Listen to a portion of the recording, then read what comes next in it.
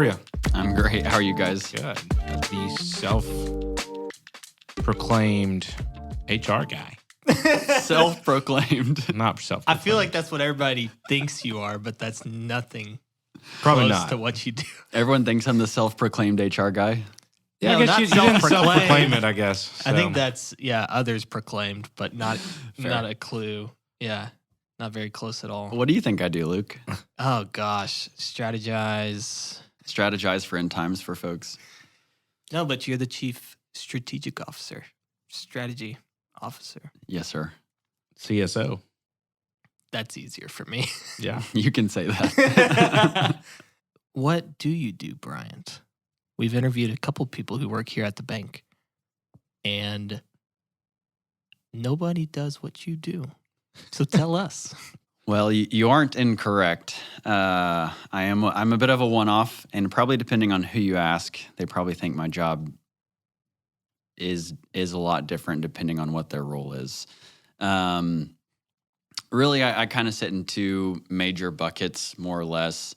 I do manage our people and culture, our HR division, which is pretty all-encompassing from compensation to benefits to recruiting and onboarding and so on and so forth. And I've got two really amazing team members here that really are the hands and feet of what that looks like.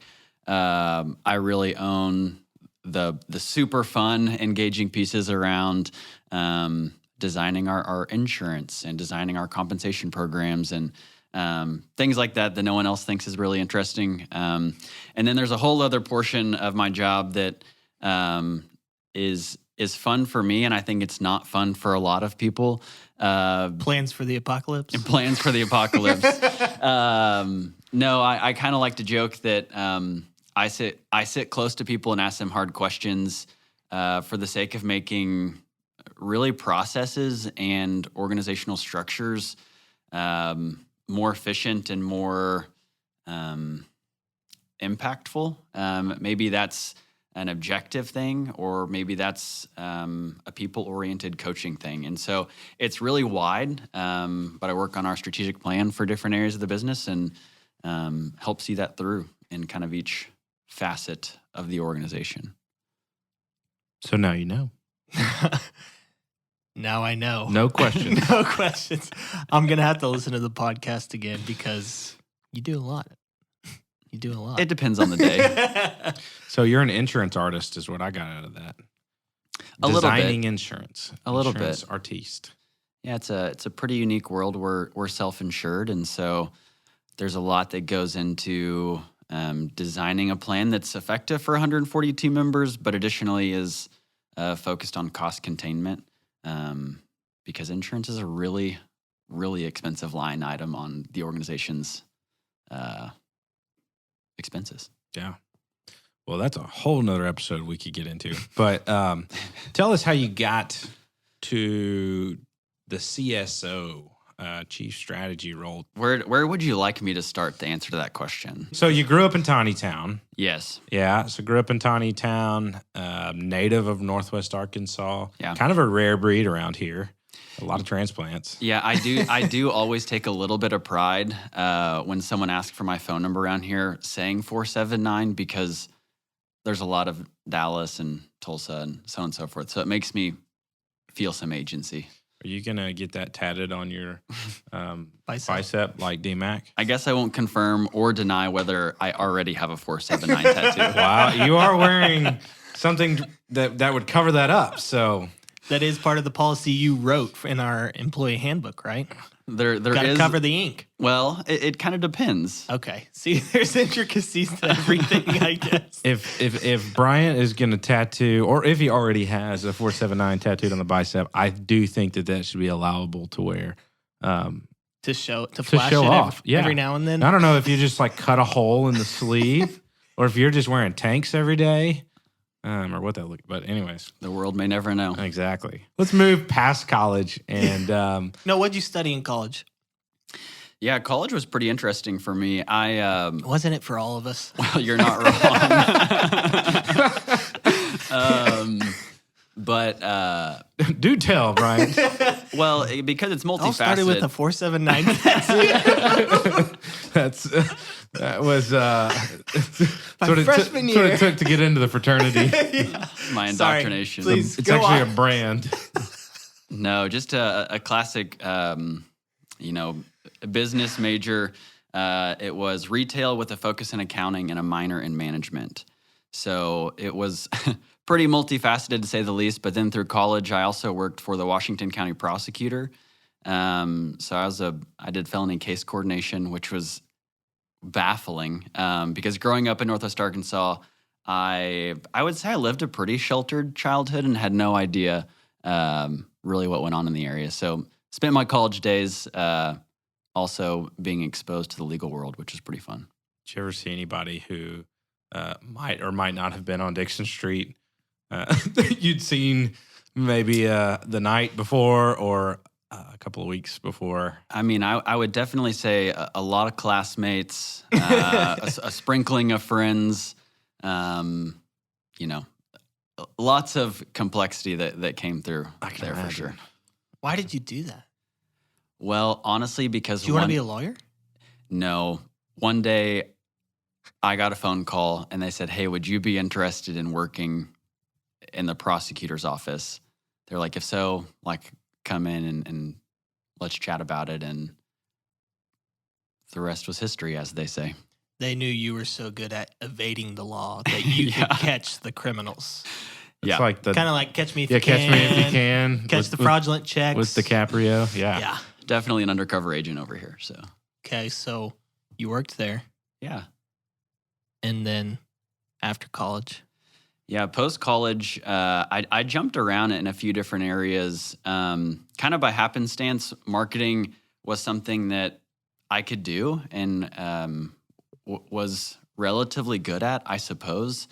And so right after school, I did some college ministry stuff for about a year with the local church, and then jumped right into Be Unlimited, which is a local screen printing and graphic design organization here in Northwest Arkansas. And I did a lot of marketing and product development for them, and then jumped into a place called Resplendent Hospitality. They're actually based out of Austin, Texas, but I was boots on the ground here with our Northwest Arkansas clients.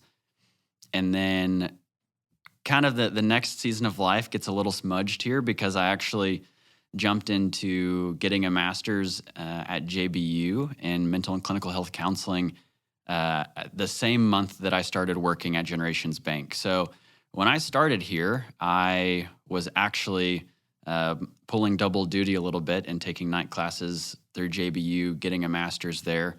And I was our marketing director here at the time. So those both fell at the same time, and ran marketing here for the better part of a year. And at the end of that season, had an opportunity to take over our HR area. And it might be shocking, but oddly, I had always been interested in HR. But frankly, I thought, who does this before they're 45? I was like, I don't even know what it takes to get into HR. You know what I mean? But it's always what's seemingly a seasoned team member wherever that organization is. And so kind of about that time, I had done 3 semesters in my degree, and I thought, I need to see if this whole HR people and culture thing is sustainable for me. And so I pulled out of school for the time being, and we'll jump into this, I think, in a little bit based on conversation that we've shared, kind of what it's been like working here and why I decided to stay. But and then I guess about a year and a half into leading HR, had an opportunity to take on our chief strategy officer role, which kept, as we talked about, that HR world with some added benefit. So human resources. What does that even mean? Is that why we changed the name to people and culture? Well, so HR is like human resources. The most, that sounds very like kind of caveman almost. Well, it is certainly one of the original names for that department, and obviously it points to the people in an organization being the most important resource, right? So Well, not right. I didn't realize that. I guess. yeah, I think it definitely points to what does it look like to pay respect and or recognize what an organization's biggest resource is. And so that's why there's a whole division in an organization, right, dedicated to human resources. But Got it. we shifted it to people and culture roughly 2.5 years ago. And that's when really we and in that department took a larger look at, core values in the organization, recognition, et cetera. So what did you want to be when you grew up? Well, it's actually kind of interesting. I would say that I've always had a heart for really specific groups of people. And one of those has always been business owners and executive teams, which I remember thinking this at a very early age. I think that they're one of the more lonely groups of people in an organization because a lot is asked of them. And certainly they're supposed to be on top of their game and know the most and so on and so forth. And so, and I think part of that is because in every job I've ever had, especially post-grad, I worked hand in hand with either the executive team or the business owner. And it gave me a really unique perspective early on about what it looks like to run an organization from the top level, whether that's an ownership perspective or an internal perspective. And so that's honestly one reason I was getting a counseling degree is I was really curious about what it looked like to incorporate some facet of mental health and or focus on personal wellness within an organization, specifically at a leadership level. So that maybe that answers your question. I don't have a title for it. It's kind of oddly enough what I'm getting to do. Although I did not finish my degree and I'm not licensed or anything like that. I just get to be really supportive for our executive team, kind of behind the scenes in a lot of respects. Why did you choose banking? Yeah, I mean, honestly, I think that's going to go back to why I said yes to the original job offer at the first bank I ever worked at, which was Generations Bank. And it was solely built on trust. I think that I admittedly was a little bit skeptical of the banking industry. And why? What are some of the reasons why skepticism? Yeah, I think personally, there's a few industries that I kind of had always attached like big bad to, and big bad banking was one of those for me. And I'm going to say, honestly, that's because of the rhetoric and or media that's available and widely talked about finance and banking careers. And despite my youthful appearance, I think that 08 time period when I was a kid was really influential in what it looked like to think about a career. And what it felt like was the bank was taking away things and the bank was being shady and the bank was, all of these things. And what I didn't realize is what a bank was actually doing for the community, for the schools, for the businesses, for the home builders. And so, yeah, I think that my vision was admittedly skewed by what I read and what I heard and what I saw about what it meant to be a quote unquote banker. Does that make sense? Yeah, it does. Yeah. No, so one of the interesting things about this is there's three of us who are sitting here at this table. We're all under the age of 35 and have, through a variety of means, stumbled into a banking career. Mm-hmm. And it's been able to provide what I would, I think I'd have unison in an agreement here that, it's provided a really great opportunity to have an impact on not just, our personal lives, but the lives of others as well. So it's just interesting, as we talk, and I don't think many people thought about a banker as anyone under the age of 35 either. Oh, without a doubt. Right? Yeah. Like even when I was growing up, being very much a part of a bank, it was more of a seasoned individual who, kind of said yes or no. It's kind of one of those things. So it's interesting to hear your take on that as well. Well, and to be honest, Max, we're still fighting that. Oh, sure. I've talked to people in the Northeast. I've talked to people in the Northwest, in the SEC realm, and we're all talking about similar, what I'll say is hurdles. One of which is the incoming kind of retirement cliff, if you will, of a lot of bankers. So we're about to lose a lot of industry knowledge that a lot of banks don't have anyone to pass it to because they don't have young people. And so, whether that's with a banking association or with focus groups, we've had intentional conversations around, hey, what does it look like for the brand of banking, for the brand of working for a bank, to be told accurately and for people to know what it means to be a banker? Because it's not something that a lot of people widely know. People that go into college that want to pursue finance are headed into financial planning or something of that sorts, when banking should certainly be on the table in that conversation. Yeah. You're an investment banker a lot too. Yeah. So you and Luke have some similarities in the fact that you both started out in an industry other than banking, and you found your way into the pot of gold here at the end of the rainbow. But I'd be curious to know just your take on, what that process looked like. Once you entered into the banking industry, how it's kind of changed your perspective.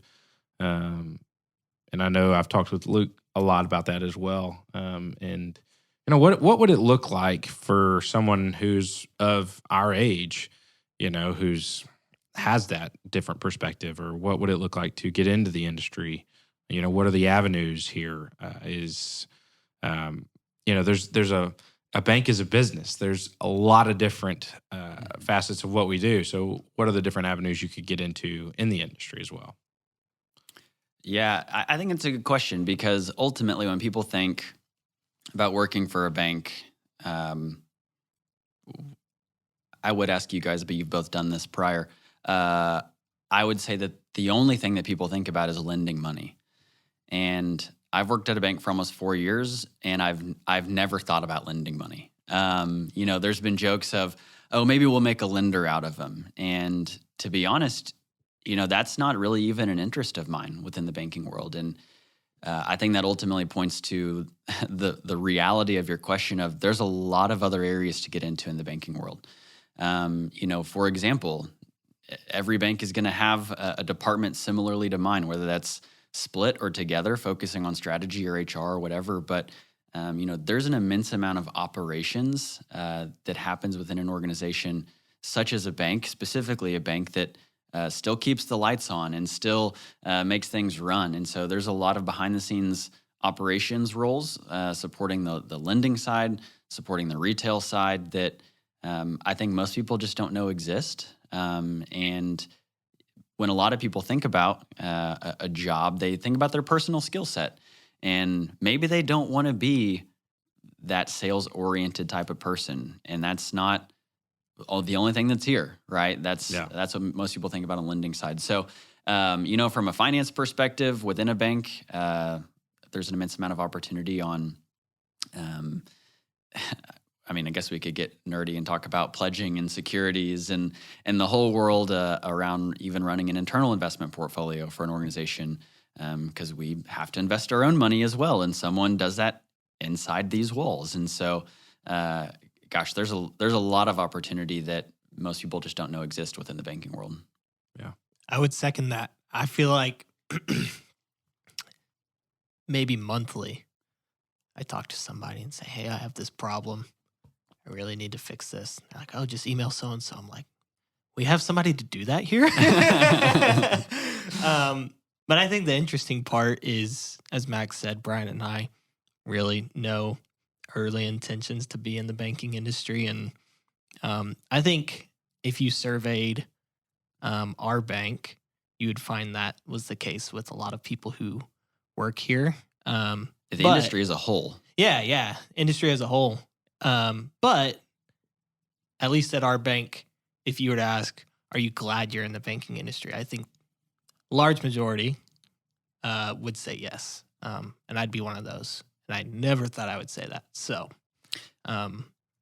plenty of opportunity, plenty of, as Bryant was saying, I guess chances to jump on and do something outside of lending as well. So Yeah, you make a good point there. I can't tell you how many, and I'm one of these people, but I didn't think there were as many as I would have, I guess, considered. But how many people have said to me, well, I accidentally landed in banking, or, I backed into banking and didn't even realize that's what I was doing, et cetera. So I would say there's a much larger percentage of people that accidentally end up here and stay because they love it than pursue it because they think they're going to love it. And, for the industry as a whole and attracting young talent, I think that should say something, because how many of your friends do you talk to that don't enjoy their job or don't enjoy the impact that they have on the community as a whole, the neighbors that they live by? And so I think if we can package that story and say, I accidentally landed here and I loved it, well, why wouldn't people pursue it if people accidentally land there and end up staying forever? yeah, that is a good point. Maybe it's just a long-running joke that bankers actually say that they accidentally landed here. I guess I'll just do it for the next 40 years, when in actuality, they just don't want the secret out that it's the best career path and to prevent competition. All these gatekeepers out here. Maybe so. 'Cause they're doing a great job, because my senior year banking class at the University of Arkansas, there were 6 people Really? in that class. So I'm glad we're getting the word out there, because I know my professor, Dr. Yeager, is probably pretty happy that we're getting the word out there, and there's maybe going to be a few more folks in his class. What do you think is actually the number one attributing factor to that, to everything that you just said about it not being attractive and things like that? Maybe people not studying it at the U of A. What's the... Yeah, I think there's... Could be regionally, could be nationally. I think it's nationally. I think Bryant would Regionally. contend to that as well. Mm-hmm. I just think that there's... it's almost like the monopoly perspective. You see the banker in the hat with the mustache, and that's just your like perception of a banker is Monocle. the monocle, the 3-piece suit. Yeah, I watched Christmas Carol this weekend. I didn't realize he was a debt collector. He's a banker. Well, Scrooge. some way, shape, or form. That is, Charles Dickens ruined banking for everybody. Well, that's a hot take here. And what's funny is sometimes it can be a little bit of a thankless industry as well, because a lot of times you are. It's very much a service industry, right? Yeah. Sometimes even the best restaurants, the chef may not get a thank you, and they may only hear when the food is bad. And so that goes across a lot of different industries, but the bad news always travels faster than the good. And I think over probably a period of several decades, there was more bad news than good in the industry. That's a good point. What everybody wants to talk about is when SVB crashes. And nobody wants to talk about the fact that the banking industry was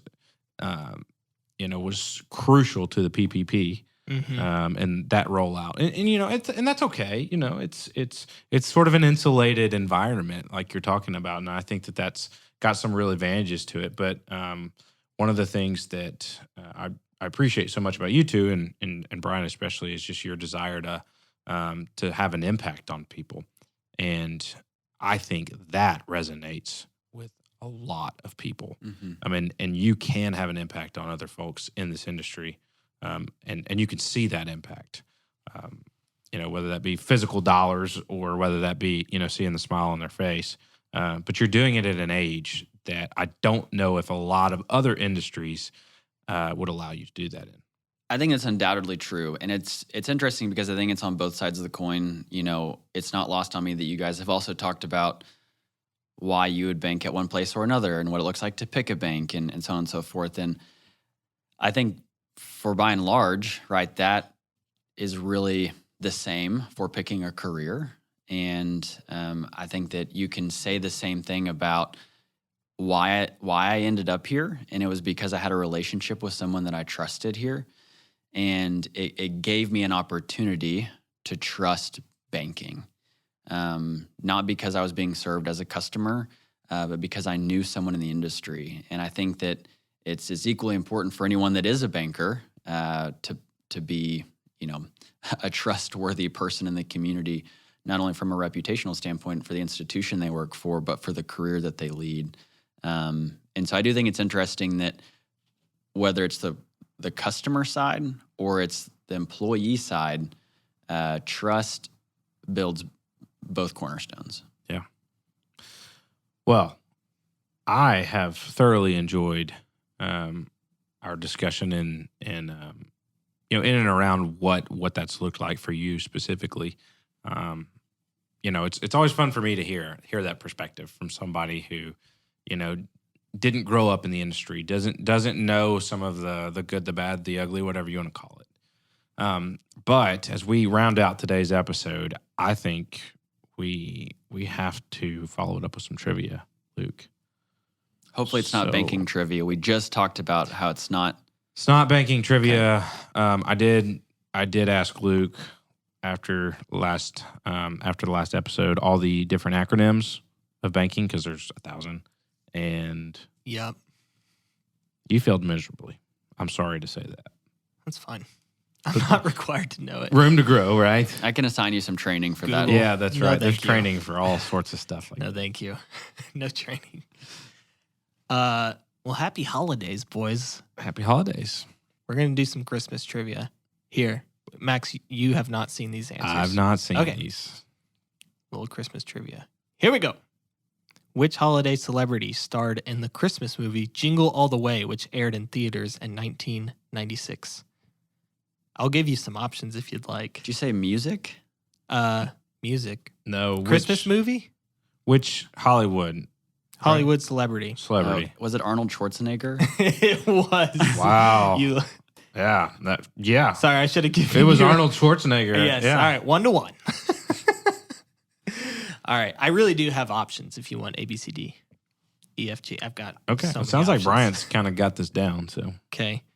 What? Harbor This could be a education. layup.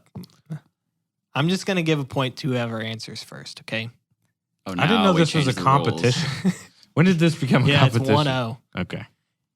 And I get the loser's Christmas bonus. Here we go. What is the first name of Scrooge from A Christmas Carol? Ebenezer. Seriously? Sorry. Come on. 1-1. Chalk one up to Rogers High School. Which country did Santa Claus originate from? Do you want some options? I feel like Germany's a solid. That's my guess. Would you like some options? Yeah, I guess we should get options. Spain, Turkey, Portugal, Egypt. Ooh, one of those is not anything like the other. Egypt? Yeah, I feel like I'm sure. That's Egypt. what you're going with? Yeah, You're going with Egypt. it's not Egypt, but I You seen the Santa fly over the pyramids? actually got stuck on one. I heard Over the pyramid Rudolph in lost a Memphis. leg he, on the lau- pyramid. he launched off the first one. That's actually how he gets up into the air. All right. I'm going to go. Golly, I really don't know. I think you should do Portugal. I feel solid about Portugal. All right, let's send it on Portugal. Turkey. Dang it, that's what I was Dang. going to do. All right, quickly. In A Charlie Brown Christmas, what does Sally, Charlie's sister, ask for Christmas? I have not a clue. Have y'all seen that? Yeah, Here, let's do an easier I'm trying one. to. Okay, What all right. color is Charlie Brown's shirt? Yellow Yellow. and brown. All right, now, what does Sally ask for Christmas? A yellow and brown shirt. No. I'll give you options. A yellow- Money, a little brother, toys, or real estate. Real estate. A little brother. I feel like that's pretty solid. A little brother. Money. Dang. What We're is- bad? Where did his shirt come into play with that? I don't know. You guys were really struggling, so Oh. I wanted to give you a layup. I thought that had some sort of lead I did too. in. No. Okay. What is the highest grossing Christmas movie of all time? Inflation adjusted? Not inflation adjusted. Ooh. Elf. Santa Claus. Elf, Grinch, White Christmas, Die Hard. Elf? Die Hard. Die Hard? There's a whole other podcast coming on that. Yeah. You can die on that hill if you want to. Have y'all seen White Christmas? Yeah. Pretty good. Pretty solid. Bing Crosby. Old Bang. So what's the answer? Elf. The Grinch. No. We're really bad. Yeah. Yeah, you are. All right. Ask one more. Okay. In Elf, there are 4 important food groups according to Buddy. What are they? Candy, Go. candy corn. cane, candy corn, syrup. Yep. I'm going to call that a tie. What? He was saying it. I was being kind. I don't want to talk over you. Well, thanks for joining us. Well, thanks for letting me hop in with you guys.